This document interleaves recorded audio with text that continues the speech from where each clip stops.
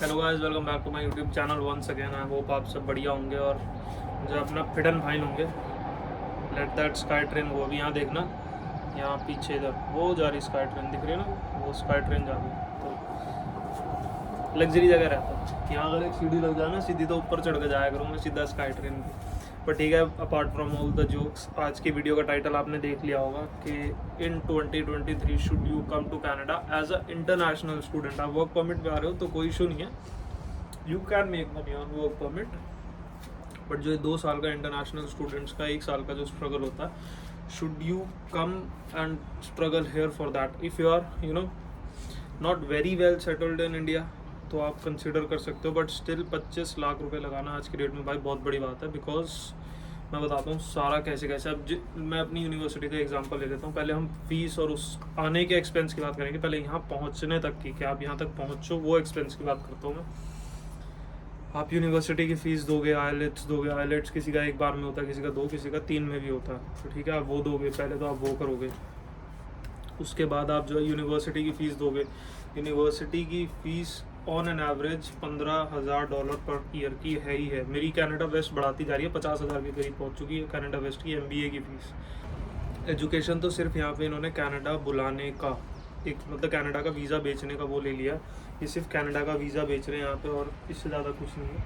The real struggle starts जब आप यहाँ पे आ जाते हो। फिर क्या होता है उसके बाद भाई, सबसे पहले आपको देखना, आपने अगर आपका कोई जो नोन रह रहा है तो वो आपको रख लेगा थोड़े दिन, भाई 10 दिन, 15 दिन, 20 दिन, महीना रख लेगा। But then you have to look for a place to stay. भाई मार्केट प्लेस पे ही जाओगे कि जीजी पे तो मैंने देखा, मुझे तो कुछ मिला नहीं भाई, पता नहीं लोगों को मिल जाता नहीं मिल जाता। I have no idea about that. धूप बढ़िया होगी, टैनिंग हो जाएगी, पर कोई बात नहीं।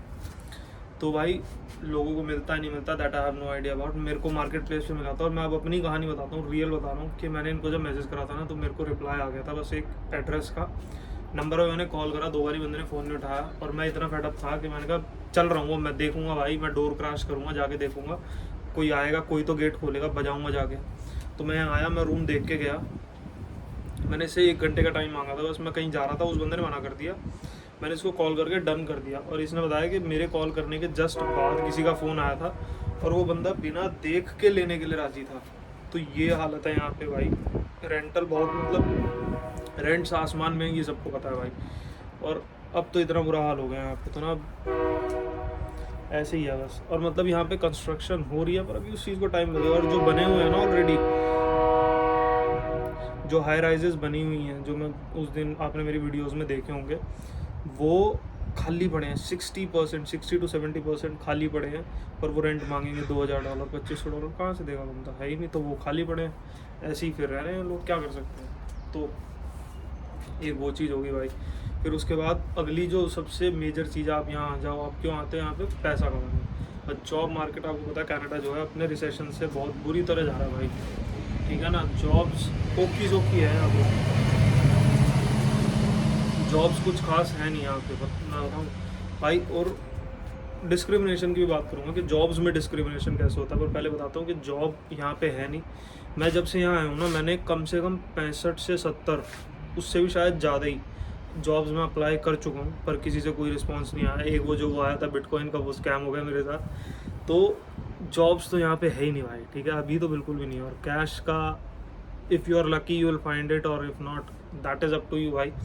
कैश का अपने बारे में कोई नहीं बताता, और ऑब्वियसली कोई क्यों ही बताएगा, दैट इज़ समथिंग, वो कॉन्फिडेंशियल चीज़ होती है, वो आप इतना ओपनली डिस्कस नहीं कर सकते हर किसी से भी। तो वो चीज़ होगी भाई। उसके बाद जो है जॉब्स के डिस्क्रिमिनेशन, जॉब्स पे डिस्क्रिमिनेशन कैसे होता है यहाँ पे, वो बताता हूँ मैं। यहाँ जॉब्स क्या कहीं है भी, ठीक है, वॉलमार्ट ही है, चाहे वॉलमार्ट तो नामी स्टोर है, वॉलमार्ट ही है, वहाँ पे भी जॉब आपको रेफरेंस से ही मिलेगी। आपको डायरेक्ट आप अप्लाई करोगे ना, मैंने 35 एप्लीकेशन डाल रखी है, मैं बेशक यहाँ पे वो डाल दूँगा, एप्लीकेशन अंडर रिव्यू चलती हैं, तो वहाँ तो कोई रिस्पॉन्स ही नहीं है, और कब से डाल रखी हैं। तो वॉलमार्ट हो, कुछ भी हो, हर जगह रेफरेंस किसी ने आपका डाल दिया तो आपका इंटरव्यू का कॉल आ जाएगा, नहीं तो मुश्किल ही है, बहुत मुश्किल है।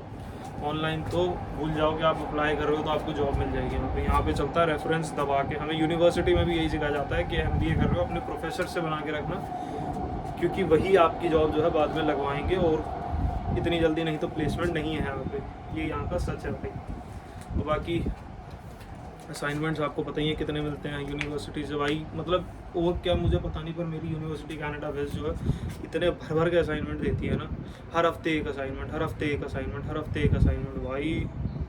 अभी कल परसों तो मैं सुबह 4 बजे सोया असाइनमेंट बना के, तो ऐसा हाल कर रखा है इन्होंने यहाँ पे। और बाकी जो एक कैनेडियन ड्रीम होता था ना, वो ड्रीम अब कनाडा नहीं रहा है, अब ये बहुत हार्श रियलिटी होता जा रहा है भाई।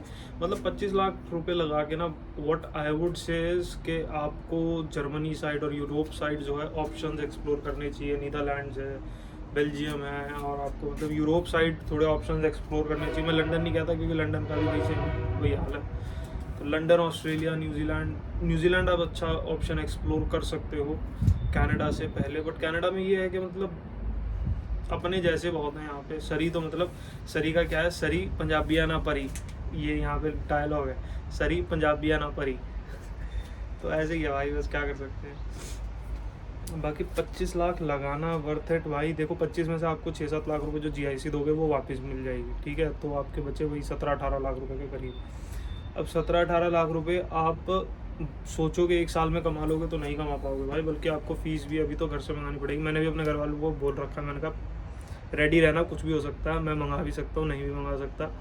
तो सारा एवरीथिंग डिपेंड्स अपॉन जॉब, कि आपको जॉब कब मिलती है, कैसे मिलती है। तभी मैंने वो स्कूटर सा लिया, मैंने कहा चलो ऊबर ईट्स करके देखेंगे, थोड़ा रेंट वेंट निकले।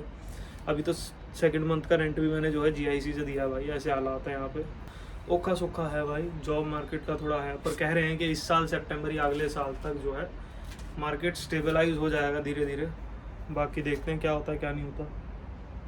कहती तो बहुत कुछ है दुनिया, होना भी तो चाहिए। फिर उसके बाद बात करते हैं कि भाई जैसे चलो आपकी पढ़ाई हो गई, आपने स्टडी परमिट पे अपनी पढ़ाई कर ली, आपको वर्क परमिट मिल गया, तो वर्क परमिट पे आपका क्या सिचुएशन रहेगा क्या नहीं रहेगा, तो मैं आपको उसका बताता हूँ कि भाई देखो वर्क परमिट पे यहाँ पे पैसा है, पैसा इन द सेंस कि आपको फ्रीडम मिल जाती है काम करने की। आप जो मर्ज़ी काम करो, जितने मर्ज़ी घंटे काम करो, तो उससे आपको कोई इशू नहीं होता। काम आप फिर क्या है कि कुछ भी नहीं हो रहा ना, साला ऊबर ईट्स डाल लो, ऊबर राइडर बन जाओ, एक गाड़ी ले लो कोई, तो आप उस हिसाब से पैसा कमा सकते हो। दुनिया यहाँ ट्रकिंग बहुत करती है, ट्रकिंग का लाइसेंस बनवा लो। मैं जहाँ रह रहा हूँ साला ये यार्डों के बगल में, अगल बगल में घर है, वो देखो पीछे कितने ट्रक खड़े, ट्रक ही ट्रक खड़े, तो वैसे पैसा है। तो मैं यही रिक्वेस्ट करूँगा सबसे कि भाई यहाँ आने से पहले ना अपनी जो R&D है, अपनी ड्यू डिलीजेंस ज़रूर कर लेना, बिकॉज़ वो बहुत ज़्यादा ज़रूरी है। और प्रिपेयर्ड आना, ये मत सोचना कि जाते ही जॉब लग जाएगी, जाते ही सब हो जाएगा, नहीं भाई। फिर और फेसबुक मार्केट प्लेस पे ऑनलाइन किसी को पैसे मत देना, अपना जो है आओ देखो। मैंने बहुत जगह देखे थे, सब मेरे को बहुत लोगों ने कहा कि डिपॉजिट दे दो और ये है वो है। मैंने कहा नहीं भाई, पैसे तो नहीं मैं देता, पैसे तो मैं वहीं आके देखूँगा पहले फिर दूँगा, और हैंड टू हैंड ही दूँगा। तो पैसे तो किसी को ऑनलाइन देना ही मत। और बाकी अपनी CIBC से GIC है तो अपॉइंटमेंट पहले ही करा लेना। यहाँ आके अपॉइंटमेंट लेने में बड़ी दिक्कत होती है, 20-20, 25-25 दिन बाद के अपॉइंटमेंट्स हैं, तो वो देख लेना। और बाकी पैसे फेसबुक मार्केट प्लेस पे ढूंढने लग जाओ घर, तभी यहाँ पे आपको मिलेगा भैया। और जॉब का थोड़ा प्रिपेयर्ड होके ही आना, कि ना लगे 1 महीने, ना लगे 2 महीने ना लगे। और हाँ, सबसे बड़ी थिंग, यहाँ पे आके लोगों से ना कम्युनिकेट करो भाई, बाहर जाओ, लोगों से मिलो, बात करो। क्योंकि जो आपके कॉलेज में दोस्त हैं, क्योंकि उन दोस्तों के भी दोस्त होंगे, क्या पता कहाँ से कौन क्या रेफरेंस निकल आए। तो भाई जितने लोगों से हो सकता है उतने लोगों से कम्युनिकेट करो, तभी आपका जो है कुछ यहाँ पे बनेगा, तभी आप जो है ना मतलब स्टेबलाइज हो पाओगे। नहीं तो बहुत अब वो है, क्योंकि इमिग्रेंट्स इतना आ गया ना यहाँ पे, हद से ज़्यादा इमिग्रेंट्स आ गया भाई। हर इनटेक में लाखों में बच्चा आ रहा है, लाखों में बच्चा आ रहा है, और सिर्फ पंजाब से नहीं, पूरे ऑल ओवर इंडिया से बच्चा आ रहा है। तो इसलिए जो है, और हमारी गवर्नमेंट को भी, इंडियन गवर्नमेंट को भी कुछ इसके बारे में करना चाहिए कि वो अपने यूथ को कैसे रोके इंडिया में ही रहने के लिए, कैसे प्रमोट करे, ना कि सारा अगर इस हिसाब से यूथ बाहर आएगा ना तो इंडिया में यूथ ही नहीं बचेगा भाई। मैं अभी एक रियल स्टोरी बताता हूँ, चलो मैं आपको। मैं अभी 2-3 दिन पहले ना, जब मैं एक घर की वीडियो डाली थी मैंने सरी सेंट्रल में, जब मैं देख रहा था, अब आप लोग देखते हो तो पता नहीं, IIT पास आउट बंदा, ठीक है, वो यहाँ पे रह रहा है, और मतलब एज होगी उस बंदे की 45 से 50 के बीच में। वो अपनी जॉब छोड़ के यहाँ पे आ गया, और वो मेरी यूनिवर्सिटी से ही MBA कर रहा है, वो 1st सेमेस्टर में है, उसकी फाउंडेशन नहीं है। मैंने कहा ऐसी क्या आफत आई थी भाई तेरे को यहाँ आने की, मैंने बोल दिया उसको, मैं कहा ऐसी क्या आफत आई थी कनाडा आने की। मैंने कहा तू तो IIT पास आउट है, और तेरे को करना था तो कैट वगैरह दे के तू इंडिया से करता, तू तो IIT से है। तो कहता नहीं बस आना था ये वो, मतलब पता नहीं लोगों को क्या पागल वाला माइंडसेट हो गया भाई, लोग पागल हो चुके हैं यहाँ आने के लिए, ऐसा क्या डेस्परेशन है भाई, I have no idea about that. मतलब मैं भी भाई इसीलिए आया हूँ। अब कुछ लोग होंगे जो बोलेंगे कि यहाँ रह के आप ये सब बातें बोल रहे हो एंड ऑल, तो भाई यहाँ आके ही आपको ग्राउंड लेवल पर रियलिटी पता चलती है, तभी आप किसी को बता सकते हो। इंडिया बैठ के ज्ञान वो करना तो बहुत आसान है, पर यहाँ आके जब आप ग्राउंड लेवल पे आते हो ना, तब आप चीज़ें बता सकते हो। अब जैसे सेल्स में होता है कि when you hit the floor then you know the reality क्या होता है। क्वालिटी वाले तो कुछ भी बोलते हैं, तो वही बात है। तो बाकी भाई जिसे मान रहा है मान लेगा, नहीं मानना नहीं मानेगा। थोड़ा सा प्रिपेयर्ड होके आना। मैं ये नहीं कह रहा कि बुरा है या वो है, वो आप everyone has their own judgement, तो जज मैं किसी को कुछ भी नहीं कर सकता। बट हाँ, कम प्रिपेयर्ड और थोड़ा अपना बैकअप अच्छा लेके आना। टाइम लगता है चीज़ों को फिगर आउट होने में, पर हो जाती हैं, ऐसा नहीं है कि नहीं होती, फिगर आउट हो जाती हैं, पर थोड़ा टाइम लगेगा। और इनकी इकोनॉमी को भी उठने में थोड़ा सा टाइम लगेगा, थोड़ा सा ज़्यादा सा, दैट विल सी क्या होता है क्या नहीं होता।